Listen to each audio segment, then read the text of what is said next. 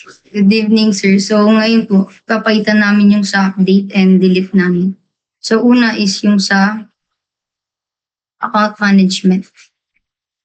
Sa, yeah, sa resident.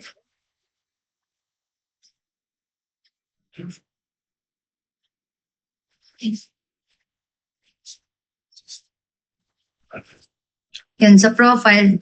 So, kapag may update ka na details like kung first name or last name, nababaguhin kung ano man dyan. Pwedeng email or address. At kunyari address yung babaguhin niya.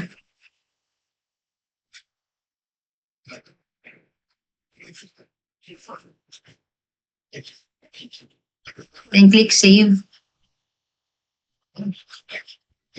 Tapos makikita na siya dun sa users. Magbabago na. Kaysa na kanina yung ayan. Ayun. Nagbago na siya. Iba na yung katulad nung kanina. Hindi na siya sa lawag. Yun. Next naman kapag sa password din. Na-update din yung password. So, i-enter mo lang old password mo. And then, magta-type in ka ng bagong password. Change password.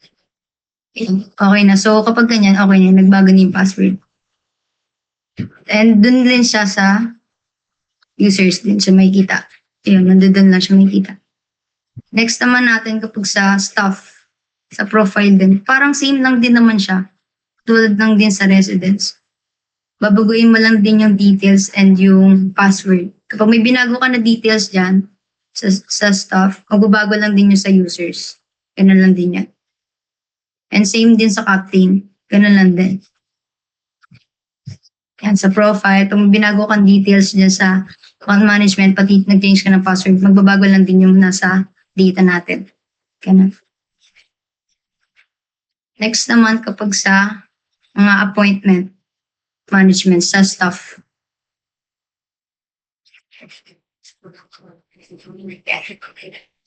So makikita kang pending dyan. So magsasali ka ng action kung approve, decline, o kunyari example, yan, approve. Okay, pag-approve natin, i-update na yun, magbabago na yun sa appointment na data. Makikita natin doon. Yan. Yun, kita nyo, yung status niya is approved na. And next naman, kapag sa activity report, mariread na siya, approved na siya. Yun. And sa captain naman din,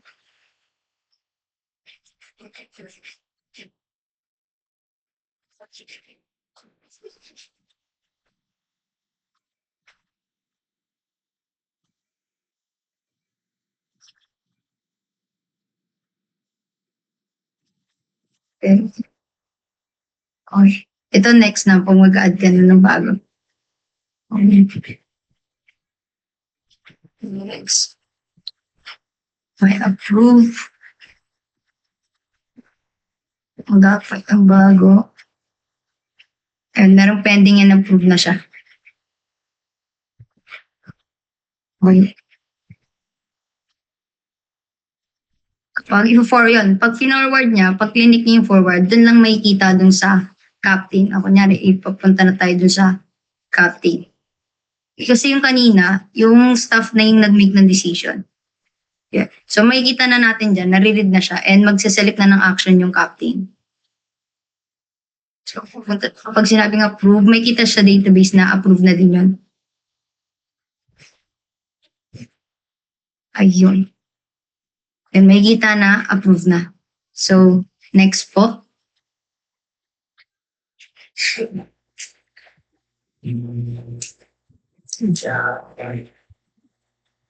So, dito naman, nakarecord yun naman. So, dito naman po tayo sa pag-edit ng schedule. So, bale, gagamitan din po natin siya ng update. So, kapag nag-edit po tayo ng schedule, tapos babaguhin po natin yung oras, try po natin mag-edit. Sige. Pag in-edit po, may lalabas po dyan. Tapos lalagay niyo po yung bagong data na gusto. Kailangan ng stop, ay na pwede yung oras. Tapos yun po, mapapalitan na po siya. Tapos ganun din po yung lalabas sa database. Kaya po siya. So next naman po, is yung sa remove no password. So dito po, ito po yung delete na gagamitin po natin.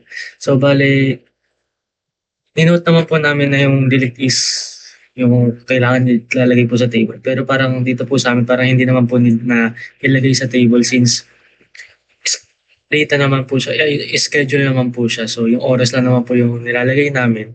And yung oras po na yun is already given na po, common sense na po siya sa atin. Kaya parang dagdag na lang po siguro, dadagdag po ata sa storage yun kung idadagdag pa po namin siya.